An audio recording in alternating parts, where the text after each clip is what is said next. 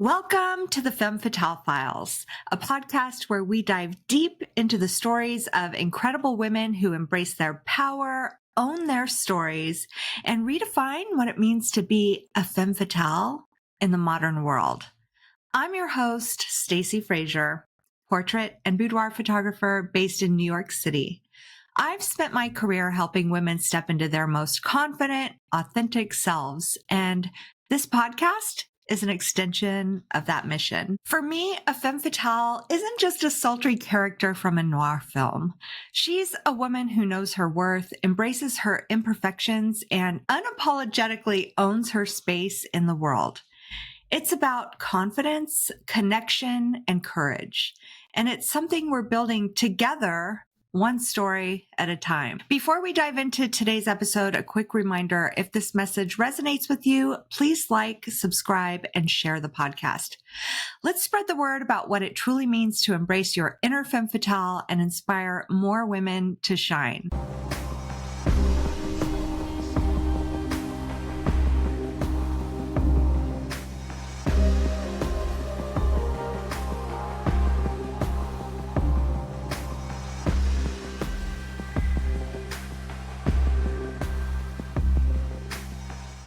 Today, I am beyond thrilled to introduce my guest, Leslie, a powerhouse facilitator, storyteller, and trainer who has worked with teams across the globe to create better communication and leadership.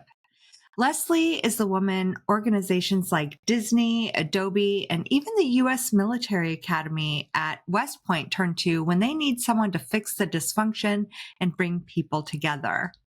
But Leslie's expertise doesn't stop at professional team building. She's an incredible example of resilience, self-discovery, and what it means to grow into your power as a woman. She's flown helicopters in the Army, written a book, and even trained for and completed a grueling half Ironman race. But what I love most about Leslie is her ability to lead with vulnerability and authenticity, qualities we'll explore deeply in today's conversation. Leslie and I also have history together. She was part of my no makeup project. She just flew out to do the portrait session for this series with me here in New York City from Las Vegas. And she's been a friend who has supported my growth as a photographer and a woman. And her decision to immediately book that flight to come do a shoot together and be a part of this series meant the world to me. And I'm so grateful to share her story with you today. Leslie, welcome. Oh, thank you, Stacie. That was so heartwarming. And I'm like, oh, I hope I can live up to all that. Are you kidding? Oh my goodness. Every word is just who you are. That is you. You're an amazing human being. And I'm so grateful to know you and grateful for you for coming and doing this series with me. Thank you. No, likewise. I feel like I was just thinking all the stuff you mentioned and then, the photo shoots I've done out here and then the Bag Lady project. I always think the way you see the world and express things through photography is so inspiring to me. So I'm happy to be part of it. Thank you. Oh my goodness. That's so sweet. Yeah. I mean, you have really been a part of so many of my more meaningful campaigns and projects as a photographer. And in trying to bring women together, I feel like you really embraced the whole message of each movement. So thank you for that. Yeah, absolutely. Thank you for letting me be a part of it. The side name for my business, it's not the official documentation to the IRS, but the website's called Lead Like a Girl. And it's because it's that embracing that feminine side of ourselves, right? From all ages. And just interesting, even the name, Lead Like a Girl, people either really loved it or hated it. Oh, that's not mature enough and you shouldn't do it. Interestingly, the most pushback came from women. A lot of men were like, "What a great name. We love that name." And I'm like, oh, thanks.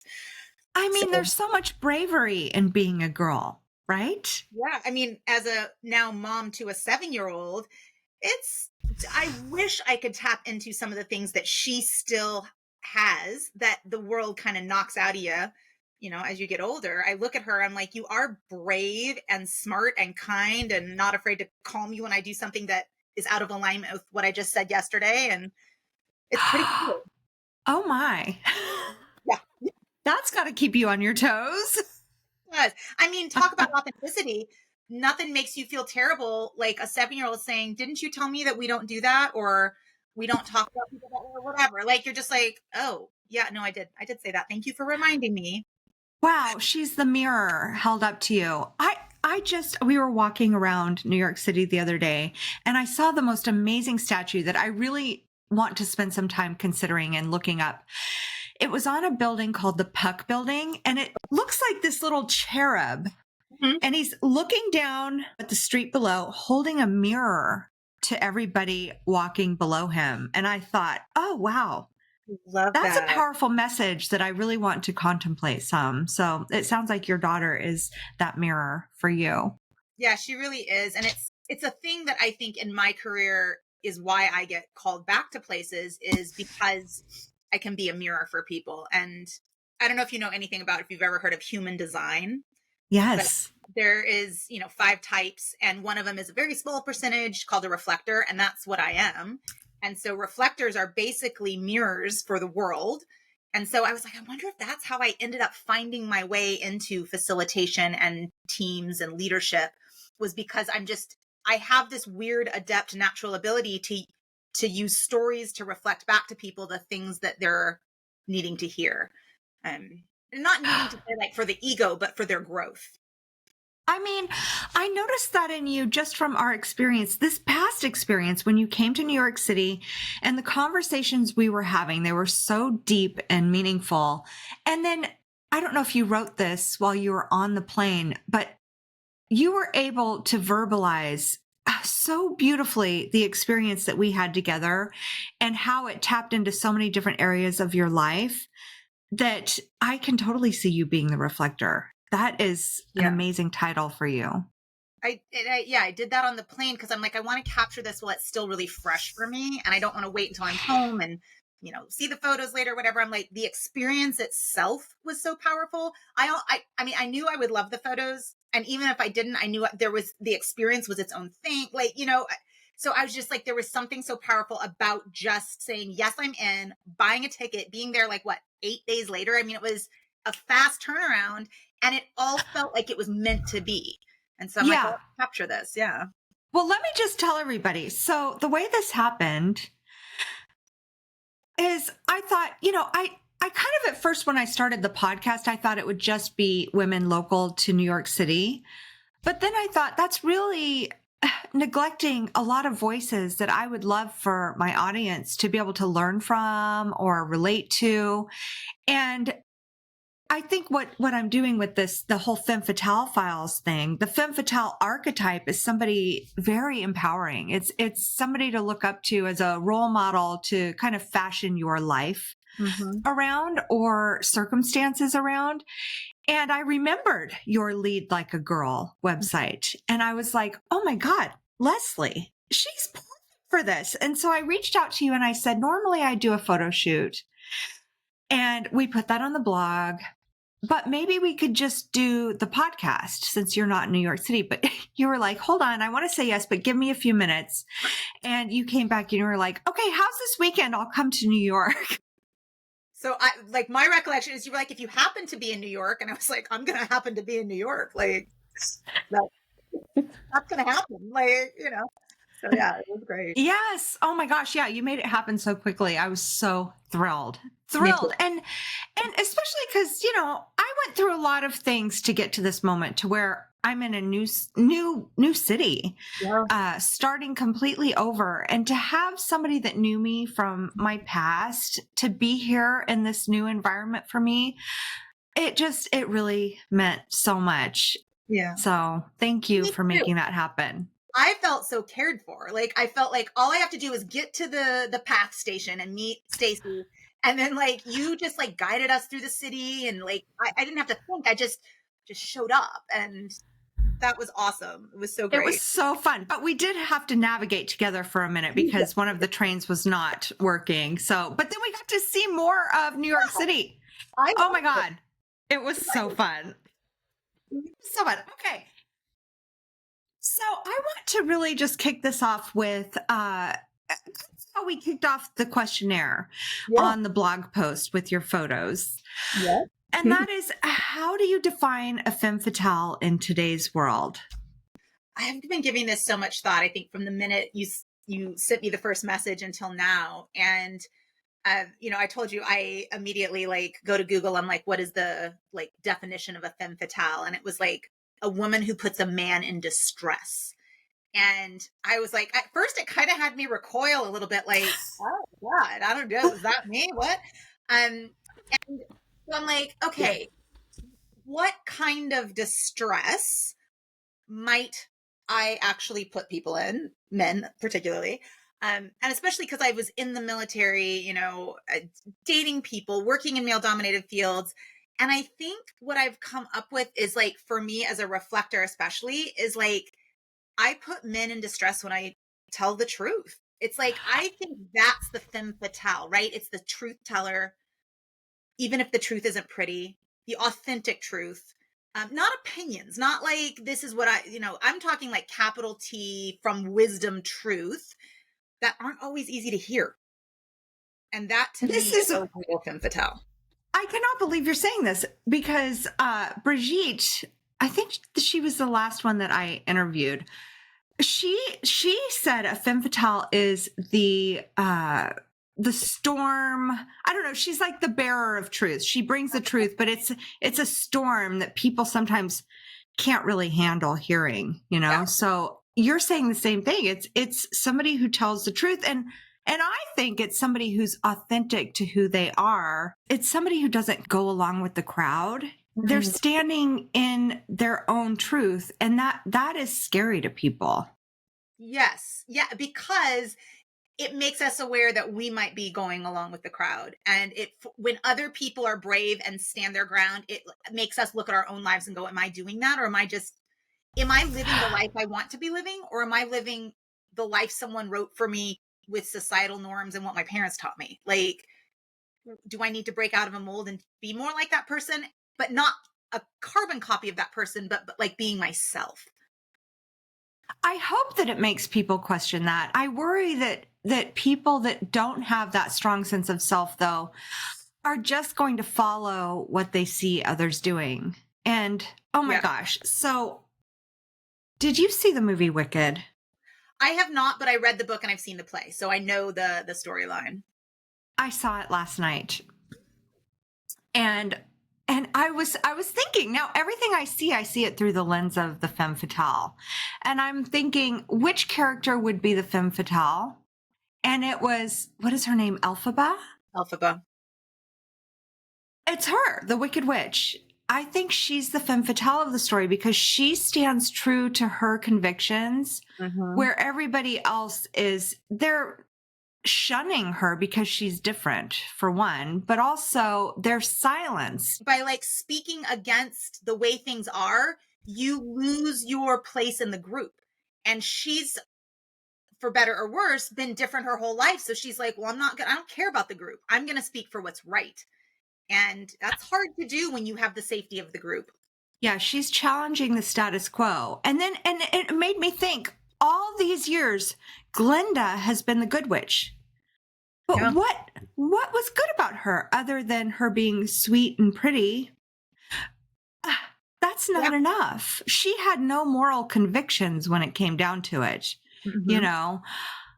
So I just thought it was such an interesting study in archetypes and why do we lift some up to this level and not others? And I hope that it makes people re-examine all of these beliefs. I remember because I grew up a huge Wizard of Oz fan. Like I collected memorabilia. I had, the 50th anniversary DVD and all of the things. I had my daughter's nursery was Wizard of Oz themed when we brought her home. And she has like a friend of mine, the MGM Grand studio or hotel here used to be Wizard of Oz themed. And when they changed it to just like old Hollywood, my best friend bought me this amazing giant print of the 4 characters skipping through the poppy fields. And I've always had like a special connection to this movie. And I remember somebody gave me the book It's on my shelf back there somewhere. There's a whole, you can see the ruby slippers and the stockings. Like that whole shelf is all Wizard of Oz stuff over there. Oh my gosh. But yeah, the book is basically, we've got this part was the Wizard of Oz, and the book expands the lens so that we see what happened before, and it's a completely different picture. And I hope people will somewhat take that away from the movie. Like, who am I labeling as good? But if I expand the lens, maybe they're like pulling some strings they shouldn't be pulling. Or who have I labeled as bad that's actually a truth teller? It's a much more interesting picture when you kind of pan back. Yes. And there was also something I was considering is that, you know, I think some people might think that a femme fatale is manipulative and seductive to get her way. But I think what's seductive is being true to yourself. That is bravery, and people do admire that. But I think the true manipulators in Wicked, Glinda, and she was motivated by men, you know, and also I think the other female character, I won't give any spoilers, but she was also motivated by men, by a man, you know, trying to please others at your own expense. So a femme fatale is not going to do that. No. And I think I've been trying to think, like, who are the people that I see that I really admire? And the number one person who came to me is Sharon Stone. And there's like a 3-act reason why she, to me, is the essence of a femme fatale. So number one, there's the classic version, right? Everybody remembers that scene in Fatal Attraction where she crosses and uncrosses her legs. And it's like, oh my God, like she's using her feminine essence to just get what she wants, or to like play the man. So there's that element of it, knowing how to use that. Like that's like the classic femme fatale from movies. But I don't know when it was, maybe a few years after that movie came out and she was being interviewed somewhere, and they were asking, you know, about this role or getting ready for the role and staying in shape. And she's like, well, yeah, when I have a role, like I'm a size 4, but in between I eat pasta and bread and I'm like a size 10. Like it's my job to be that for a movie. But in between, I'm kind of just like everybody else. And to me, that was truth telling. I think that's distressing to men because they want to think you're this little Barbie doll perfect thing all the time. But it's empowering to women. I was like, you're a size 10 between movies. I'm normal. Like I could be Sharon Stone if I wanted to like hire a trainer and cut like, and I did that once. I was like, I'm going to see if I can do it. And I got down to a size 4 and it felt great, but it's not who I wanted to be all the time. And so her sharing that like really empowered me. And then the recent thing I saw was there's like a big movement right now. There's a documentary that came out called The M Factor that's all about menopause. And it was brought to light with this. There's this thing called the menopause. So it's like a bunch of doctors who are focusing on the lack of care that women in perimenopause and menopause get. And they're trying to change that. And so one of them was interviewing Sharon Stone, and she was sharing her menopause experience in this, you know, and she was just kind of like in normal clothes and like not made up. And they had like a little tiny microphone they were passing back and forth. Like it was on a reel. It wasn't like a sit down with Oprah. It was, you know, Instagrammy. And I was like, man, as someone who's now entering perimenopause or, you know, in that, it was so helpful to hear her experience and for her to add her voice. She's not leading that charge, but she knows it's important and she's adding her voice to that charge. And that to me is, again, a femme fatale move, because you're not always going to be the one that's center stage or the attention and spotlight is on you. But when you see another woman who's doing a thing that is worthy, you add your voice or your energy to her power to move everybody forward. And that to me was just like so powerful. Yeah, she is a truth teller. And I remember for a while, it seemed like she was no longer getting work and she was being labeled as a little crazy. But now now that we're listening a little more, I think you see that she's just a truth teller. And can I just add something that has been on my mind a lot lately? And that's, you know, we have this saying in society that after a woman not hurts a certain age, actually it does hurt.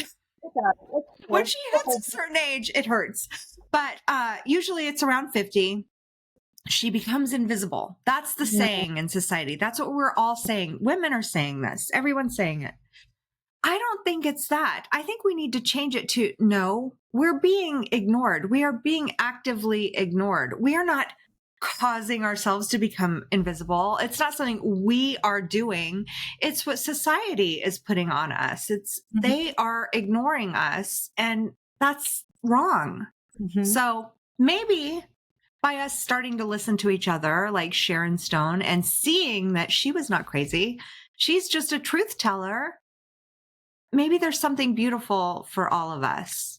Well, and it's interesting because it's not just like men who ignore women, it's younger women ignoring older women. It's like there is this thing where it's just like you're irrelevant. And why would we tell anyone if you're showing up and you're alive, you're relevant? Like it may be a different kind of relevance. You're a supporting role instead of the starring role. That's fine. But you don't make a movie with one person, right? You need a camera person, a lighting person. Like, so as we age, we become capable of more and we want to explore more. It's like, I've done this starring role thing. I want to try these like funky side parts and behind the scenes work. And I feel like a real femme fatale is willing to step into the spotlight when necessary, but also willing to step off into the wings and do the job that needs to be done for the message to get out there, the show to go on, whatever the thing is. They do what their role is. And that's scary to people too. It's like a lot of people want to hang on to youth and they want to hang on to a look and perfection. And those are not sustainable things. And it makes us miss out on the beauty of aging. It's beautiful. Like, and we're missing it.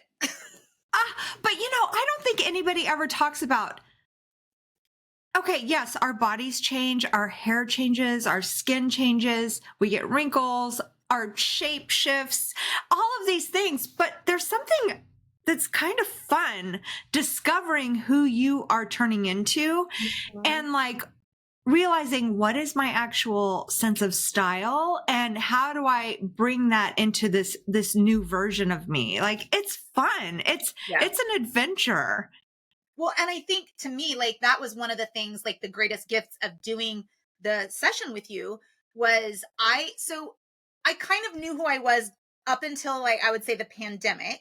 And then in the pandemic, I couldn't see my hairstylist for months on end and my roots were growing out. And so I had this like gray, streaky, like, it's like the thing that when it just starts to show, you cover it up, right? You don't want to be reminded that you're aging. Well, I didn't have a chance to do that. I could have colored it myself, but I was like, you know what? I'm going to just let it grow because I'm not seeing people anyway.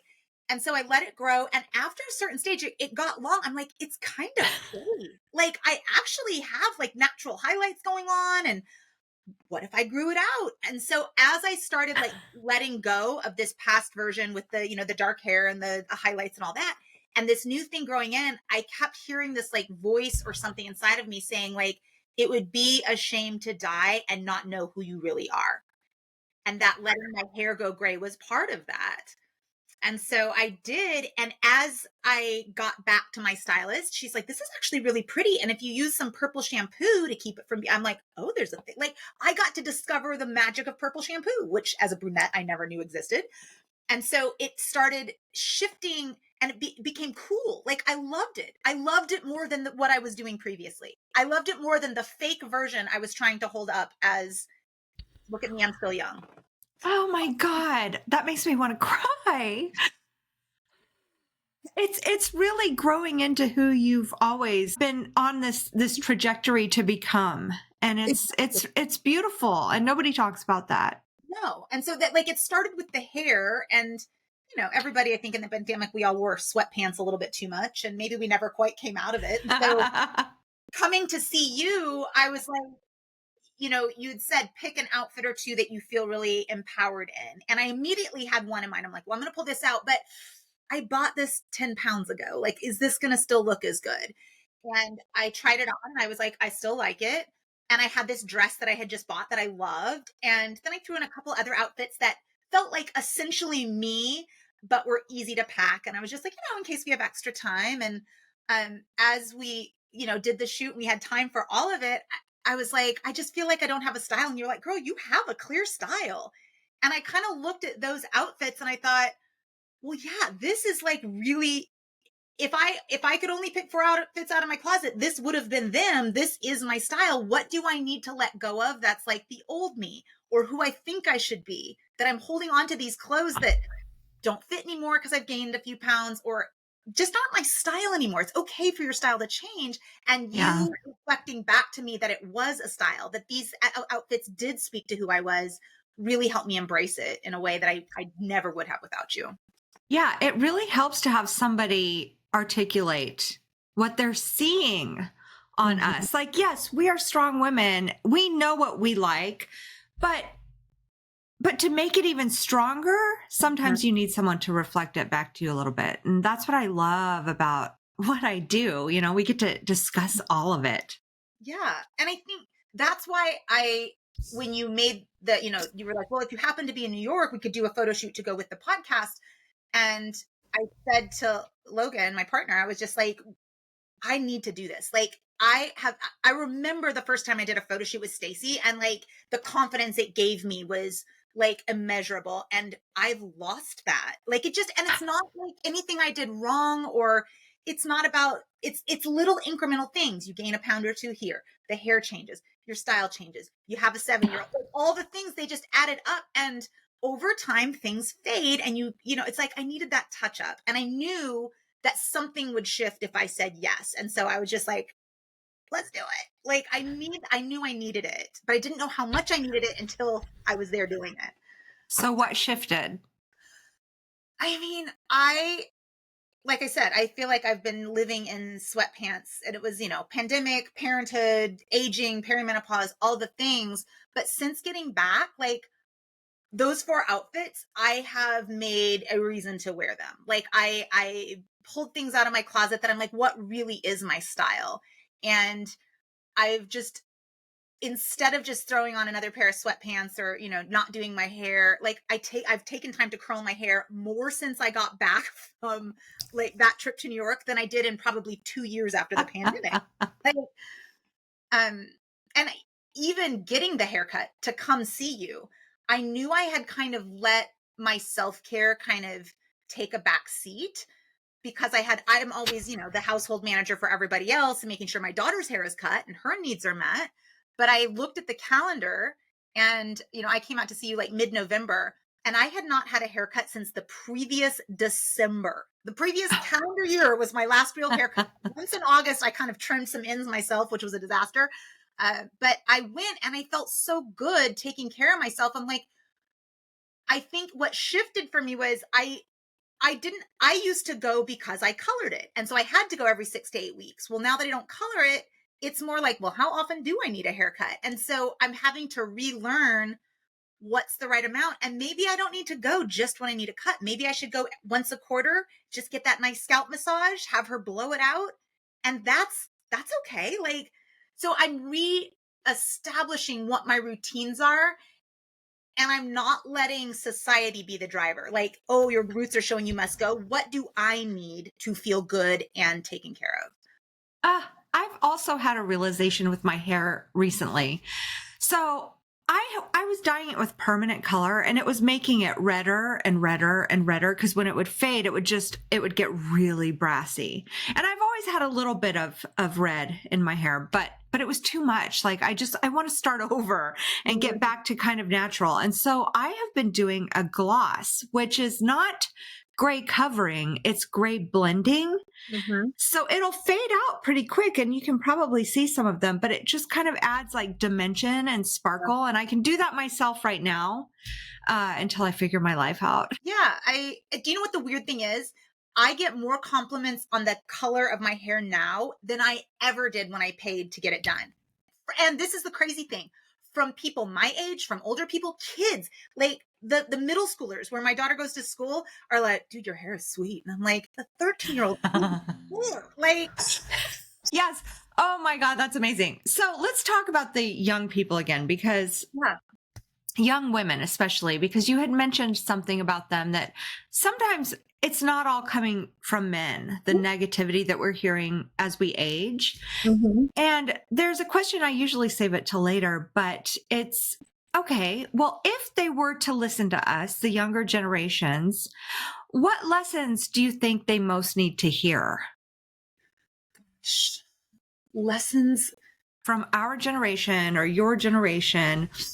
Um, what do you think they could really learn from us if they were open to listening? I mean, I feel like it's just one of those things that the older I get, the less I am trying to teach people lessons, because I realize how many lessons I've learned with just the passage of time. And I think when we were together, we talked a little bit about this, but like, there's like the three phases. It's like ingenue, matriarch, and crone or something. I don't remember but it's like three phases of a woman's life. And when you're an ingenue, like the idea of what the crone has, their value, you're like, old lady, I don't want to hear it. Right? I'm busy being an ingenue. And you should inhabit the phase that you're in, but never forget there's three phases. And so whichever one you're in, remember the others and ask yourself, like, what do they have? What do they know that I don't know? What have they learned that I haven't learned yet? Or what do they still remember that I've forgotten? Because I think it's not just us old folks should like school up the younger ones. Like sometimes they're coming up in the world and they're doing things better than we did at that age. And there's there too. Well, that was my next question. What do you think they are doing better than the older generations? Or what do we have to learn from them? Such a good question. So this is, well, I don't know that this is a better or worse, but it's just something that where I noticed there was a mismatch, and I'm always curious about mismatches because I think that's where there's fertile ground for discussion. So, we rarely ever need a babysitter because my mom lives here too. And so there was an event that both Logan, myself, and my mom were going to. So I'm like, we got to get a babysitter. So I thought, well, she loves this family. I'll reach out. I'll see if we can go and, see if that would work. And so they said, yes, we would love to have her over. And we made it happen. I dropped her off that night. And when I came, I mean, I have no idea what a going rate for a babysitter is. Like, I've never done it. So I was like, I had my money ready. I'm like, I hope this is enough. And they were like, no. Like, it was our pleasure. Like, we would do it anytime. She's a delight. And like, literally, I'm like, take them. And they're like, are you sure? Are you sure? Like, and so there was something beautiful about their generosity. And like, a 12, 13-year-old girl who's like, she's like, I did it because I love this kid. I don't need to get paid for that. That was stunning to me. Meanwhile, over here in my like 49-year-old brain, I'm like, girl, know your value. You earned this. You don't turn down money for work you did. And I like, it's beautiful that you want to be kind to make this offer. Well, there's not a right and wrong answer in that. I felt very like pleased and happy that they loved my daughter so much, but I also was like, am I being greedy and hungry because I take money when I like, so I think there's beauty in both sides of that. There's wisdom and there's youth and there's all these like things about money and value that could make such a great conversation. So I think those are the places where I'm like, there's no right answer, but wouldn't it be great to share our viewpoints of like, why are you saying no? And why is it triggering this in me? Like, what's there? This is triggering something in me. I was having a conversation with a friend yesterday talking about how nice we are to people and how there's a cultural difference, like in France, where there's different relationship phases. So if you're a stranger, you get this level of treatment. If you are a friend, you get this level of treatment. Like you open up more and you're more gracious and charismatic depending on the situation and the relationship. And here, sometimes it can feel a little fake when we're overly nice, and I don't want to be a pushover. And I thought, what kind of old lady do I want to be later in life? Do I want to be like the sweet cookie baking grandma or something else entirely? So is that something you've ever given any thought to? Yeah, for sure. Like the way you even pose the question, we have a choice. I want people to see femme fatales who are like, this is the kind of grandma I want to be, or an old lady I want to be. I'm going to be a crazy childless cat lady. And I'm happy with that. Like, so what I do is I look at women who I'm like, there's something about you that attracts me or that I admire. And it doesn't have to be someone I know well. It could be someone I just have a quick interaction with. But like two people that come to mind are one I do know well. So my yearbook advisor from when I was in high school. My best friend and I became best friends because we were co-editors of our senior yearbook. And so the two of us and our advisors still go out to breakfast one day of the Thanksgiving holiday when I'm home visiting. And she, never married, travels all the time. She will like text us and be like, girls, we need a girls weekend. Let's go to Vegas and we'll get a room on the strip for a couple nights. And she will initiate, because now we're all adults, right? It's just fun to hang out. And so she's like, she knows who she is. She knows what she likes. She goes to all the concerts she wants to go to. She's in wine clubs. She always brings with her when we meet breakfast shots. Have you ever had a breakfast shot? No, what is that? It's like, I don't even know what's all in it, but it has some like butterscotch schnapps or something that's supposed to taste like, it's sweet like pancake syrup. And then you take a bite of bacon and then you wash it down with orange juice. It's like this crazy thing, but we always Oh my God. only she would know what that was and like make travel versions to come to the hotel with. So she's just amazing, and she's generous and fun to talk to, and we have different opinions on a lot of things, but she's curious. She asks, why do you think this? Why do you feel this way? And she's retired now, and she's still that same level of like spark that I remember when she was full on in her career. So she's one person that I'm like, I love that you are not afraid to initiate and make things happen and keep traditions, and it's just so cool. And then the other one is someone I only met once for a few minutes, but I met her in the bottom of the Grand Canyon hiking with her kids to celebrate her 70th birthday. That's what she wanted to do. See, I love that you're open to this and you have actual women in your life who model to you what something that you can see moving forward, because I feel like a lot of us kind of we're disconnected from our own families to where we don't even have that to look at as a role model. Yeah. And so I just think it's so important for women to have friends in all age groups to learn from each other. Absolutely. And yeah, actually two of my, I would say, really close friends are older. One is older than by 10 years and the other is maybe 15 years older. And both of them one moved to Portugal already and is living there in her retirement. And the other one has bought property there, and her daughter is running it as like a retreat center. And she is going to move there with her husband. And she's just, still actively doing stuff in her career, but she's ready to kind of start winding down, and that's where she wants to do it. And I love having these older women in my circle. And when things come up, like, you guys, do you do hormone replacement therapy? Have you heard of it? What are you dealing with? How is your menopause? Like, they're close enough in age that it doesn't feel like it's like a whole different experience, but they're like far enough ahead that there's a lot of wisdom for me to get from them. And likewise, as an older mom, because I didn't have my daughter till I was 42, I am not shy about telling the moms that are still in their 30s, hey guys, perimenopause is a real bitch. Okay. So when you hit this age, if you have questions, this is what I'm doing, and I'm happy to answer questions if you have them. So just like planting the seeds that they're like those multi-generational or 10-year gap friends can know things that you might need later on. Wow, what an incredible conversation with Leslie so far. I hope you're feeling as inspired and energized as I am by her insights into stepping into your power, embracing your inner femme fatale, and owning every stage of life. But guess what? We're not done yet. There's so much more to this discussion that we couldn't fit it into just one episode. So stay tuned for part 2, where Leslie and I dive even deeper into the wisdom she's gained, the lessons she has, and her thoughts on how women can prepare for the future while living fully in the present. Make sure to subscribe so you don't miss the next episode. And while you're at it, share this with a friend who you think would love Leslie's perspective and energy. See you in part 2.